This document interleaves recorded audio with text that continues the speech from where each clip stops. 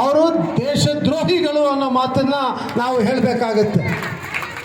ಯಾರು ಈ ಥರ ಮಾತಾಡ್ತಾರೆ, ಯಾರು ಈ ಥರ ಟೀಕೆ ಮಾಡ್ತಾರೆ, ಯಾರು ಇಲ್ಲದೆ ಇದು ಅಂತ ಹೇಳ್ತಾರೆ, ಅವರು ದೇಶದ್ರೋಹಿಗಳು. ಯಾಕಂದರೆ ಅವರು ಸಂವಿಧಾನದ ವಿರುದ್ಧ ಮಾಡ್ತಾ ಇರೋದು ಅನ್ನೋದನ್ನು ನಾವೆಲ್ಲ ಅರ್ಥ ಮಾಡ್ಕೋಬೇಕು. ಹಾಗಾಗಿ ಅವ್ರ ಮೇಲೆ ಕಂಪ್ಲೇಂಟ್ ಕೊಟ್ಟರೆ ಪೊಲೀಸು ಕಂಪ್ಲೇಂಟ್ ತಗೋಬೇಕಾಗತ್ತೆ. ಅದು ಯಾಕಂದರೆ ಸಂವಿಧಾನದ ವಿರುದ್ಧ ಇದೆ ಅದು. ಹಾಗಾಗಿ ಯಾರೇ ಒಬ್ಬ ವ್ಯಕ್ತಿಯನ್ನು ಇಲ್ಲದೆ ಇರೋ ಮಾತು ಹೇಳಿ ಇನ್ನೊಂದು ಹೇಳಿ ಅವನ್ನ ಇದು ಮಾಡಲಿಕ್ಕೆ ಯಾರಿಗೂ ಅಧಿಕಾರ ಇಲ್ಲ. ಆದರೆ ಆ ವ್ಯಕ್ತಿ ಕೂಡ ನಮ್ಮ ಮಾತೃಭಾಷೆ, ನಮ್ಮ ಮಾತೃ ದೇಶ, ನಮ್ಮ ಈ ದೇಶದ ಫ್ಲ್ಯಾಗು, ನಮ್ಮ ಎಲ್ಲ ಅದನ್ನು ನಾವು ಗೌರವಿಸಬೇಕು. ಹಾಗಾಗಿ ಬಂಧುಗಳೇ, ಇದು ನಾವು ಅರ್ಥ ಮಾಡ್ಕೋಬೇಕು. ಸಂವಿಧಾನ ನಮಗೆ ಈ ಅಧಿಕಾರವನ್ನು ಕೊಟ್ಟಿದೆ.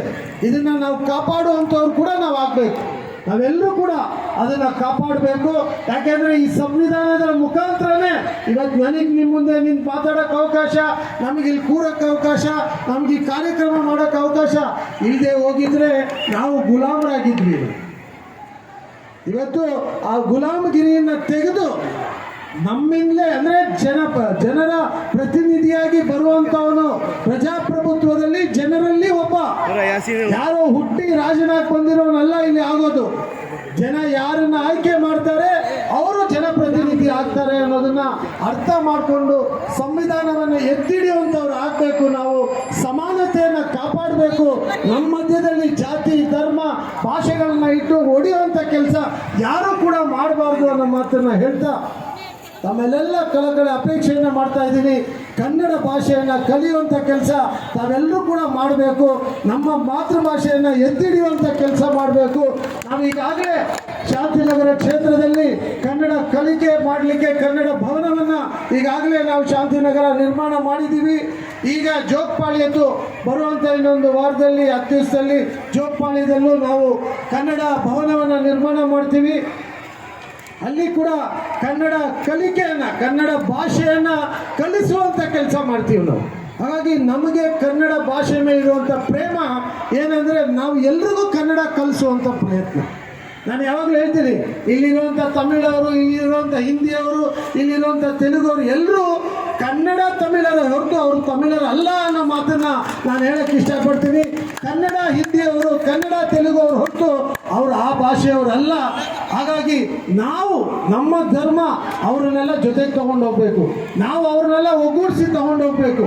ಹಾಗಾಗಿ ಎಲ್ಲರೂ ಕೂಡ ಅದನ್ನು ಅರ್ಥ ಮಾಡಿಕೊಂಡು ಅವರವರ ಸಂಸ್ಕೃತಿಯನ್ನು ಉಳಿಸುವಂಥ ಕೆಲಸ ಮಾಡ್ತಾ थोड़ा इस तरफ देंगे, एक स्माइल दे सकते हैं आप, वो भी नहीं दे रहे हमारे को।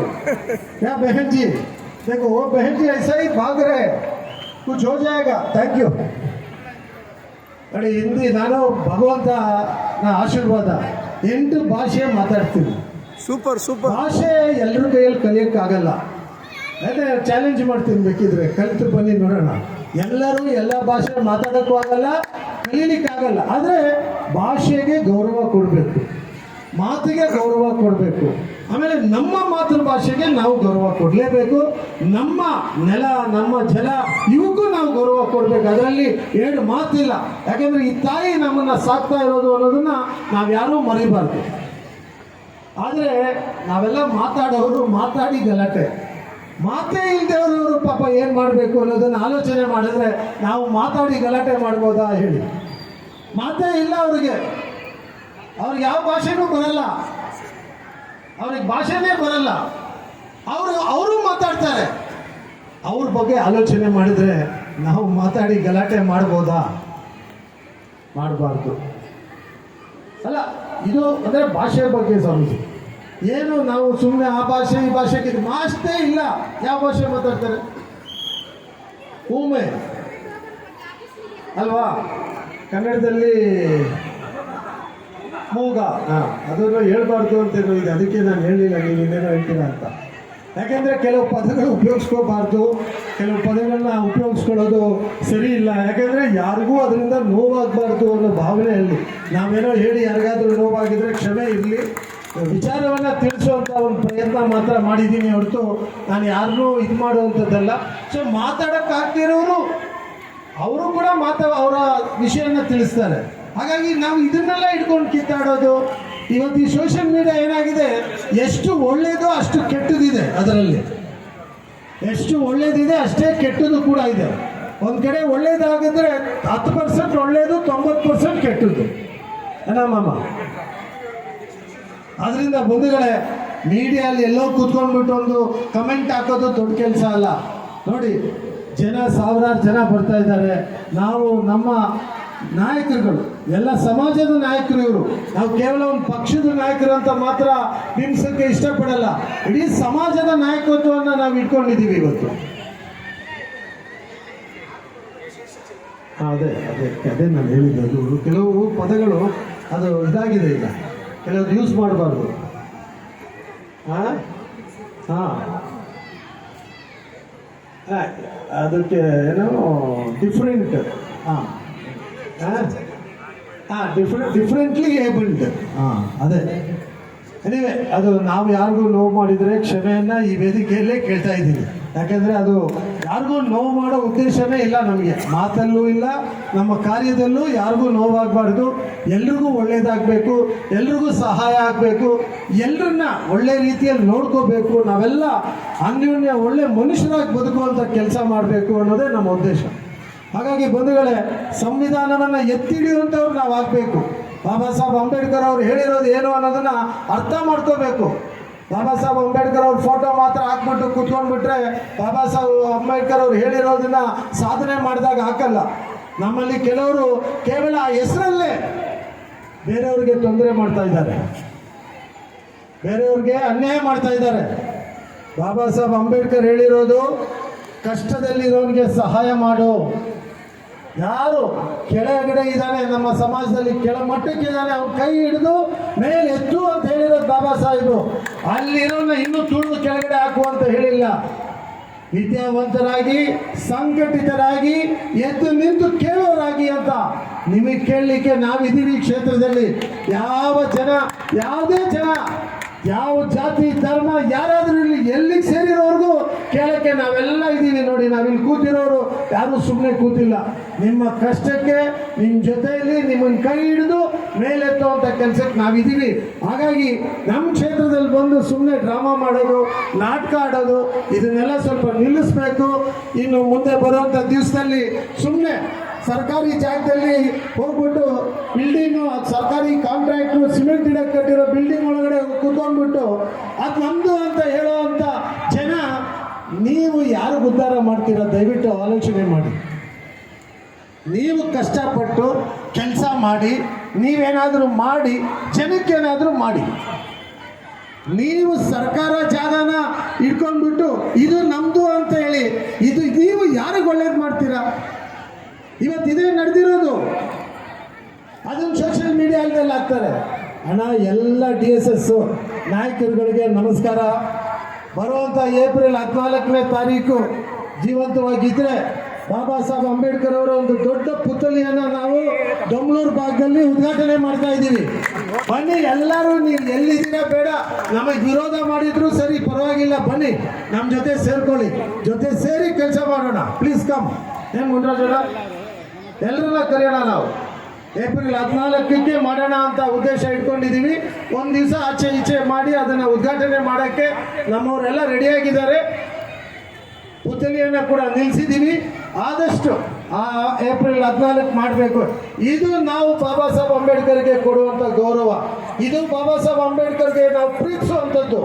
ಅದು ಬಿಟ್ಟು ಅವರ ಹೆಸರಲ್ಲಿ ಜನರಿಗೆ ತೊಂದರೆ ಕೊಡೋದು, ನೀವು ನೋಡಿ ಎಷ್ಟು ದಿವಸ ಮಾಡೋಕ್ಕಾಗುತ್ತೆ ಇದನ್ನು? ನೀವಾಗಲಿ ನಾನಾಗಲಿ ಸತ್ತು ಹೋಗಲೇಬೇಕು. ನಾವು ಯಾರೂ ಇಲ್ಲೇ ಇರಲ್ಲ. ಭಗವಂತ ಕೇಳ್ತಾನೆ ಅಲ್ಲೋದ್ಮೇಲೆ, ಏನೋ ಮಾಡಿದೆ ಬರೋ ಇಲ್ಲಿ ಅಂತ ಲೈನಲ್ಲಿ ನಿಲ್ಲಿಸ್ತಾನೆ, ಕೇಳ್ತಾನೆ.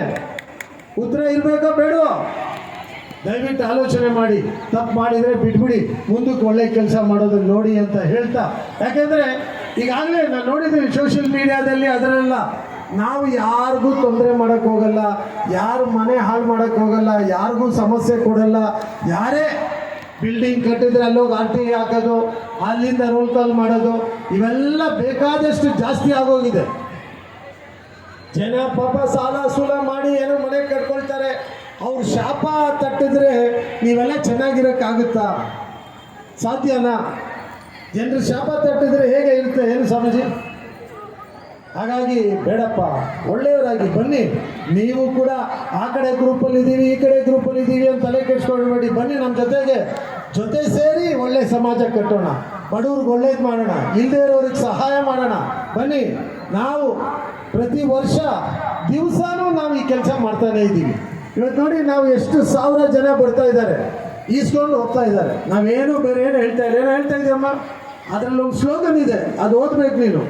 ಪ್ರೀತಿಯಿಂದ ಸಮಾಜವನ್ನು ಕಟ್ಟೋಣ, ದ್ವೇಷದಿಂದ ಅಲ್ಲ ಅಂತ. ಅಮ್ಮ ಹೇಗಿದೆಯಮ್ಮ? ತುಂಬ ದಿವಸ ಆಯಿತು. ನಾನು ನೋಡಲ್ವ? ನಾನು ಕರೆಸಿ ನೋಡ್ತಾ ಇದ್ದೀನಿ, ನೀವು ಕರ್ಸಲ್ವಲ್ಲ ನಮ್ಮನ್ನ. ಚೆನ್ನಾಗಿದೆಯಲ್ಲಮ್ಮ? ನಿಧಾನಕ್ಕೆ ಬಂಧುಗಳೇ, ಈ ಪ್ರೀತಿ, ಇವು ಜನ, ಇದೇ ನಮಗೆ ಬೇಕಾಗಿರೋದು. ಹಾಗಾಗಿ ಬನ್ನಿ, ಎಲ್ಲ ಜೊತೆ ಸೇರೋಣ. ಪಕ್ಷ, ಜಾತಿ, ಧರ್ಮ, ಭಾಷೆಗಳನ್ನು ಮರೆತು ಒಳ್ಳೆ ಮನುಷ್ಯನ ಕೆಲಸ ಮಾಡೋಣ. ಬನ್ನಿ ಎಲ್ಲರೂ ಸೇರಿ ಅಂತ ಈ ವೇದಿಕೆ ಮುಖಾಂತರ ನಾನು ಕರೀತಾ ಇದ್ದೀನಿ. ಯಾಕೆಂದರೆ ನಾವು ಯಾರಿಗೂ ವಿರುದ್ಧ ಮಾಡ್ತಾ ಇಲ್ಲ, ಯಾರಿಗೂ ದ್ವೇಷವನ್ನು ನಾವು ಯಾರ ಮೇಲೇನೂ ದ್ವೇಷ ಮಾಡೋಕ್ಕೆ ಇಷ್ಟಪಡಲ್ಲ. ಹಾಗಾಗಿ ಈಗ ನಮ್ಮ ಸ್ವಾಮೀಜಿ ತುಂಬ ಹೊತ್ತು ಕೂತಿದ್ದಾರೆ, ಒಂದೆರಡು ಮಾತಾಡ್ತಾರೆ. ಸ್ವಾಮೀಜಿ, ಒಂದು ಒಳ್ಳೆ ಸಂದೇಶ ನಿಮ್ದು ಬರಬೇಕು. ಈಗ ಎಲ್ಲ ಸಾರ್ ಹೇಳ್ಬಿಟ್ರು, ನಾವು ಏನು ಹೇಳಂಗಿಲ್ಲ. ಏನೇನು ಮಾತಾಡಬೇಕು, ನಮ್ಮ ಮನಸ್ಸೊಳಗೆ ಏನೇನಿದೆ ಎಲ್ಲ ನೆರವೇರ್ತಾರ ತೋರಿಸ್ಬಿಟ್ರು. ಜಾತಿ ಮತ ಭೇದ, ಮತ ಖಂಡಿತಾಗಿರುತ್ತೆ ಸಾರ್, ಯಾವುದು ತಪ್ಪಂತ ಹೇಳಿಲ್ಲ, ಯಾರು ಹೇಳಿಲ್ಲ. ಮತ 100% ಇರುತ್ತೆ, ಎಲ್ಲ ಮತನೂ ಇರುತ್ತೆ. ಎಲ್ಲ ಮತನೂ ಹೇಳಿರೋದು ಧರ್ಮವಾಗಿರಬೇಕಂದು.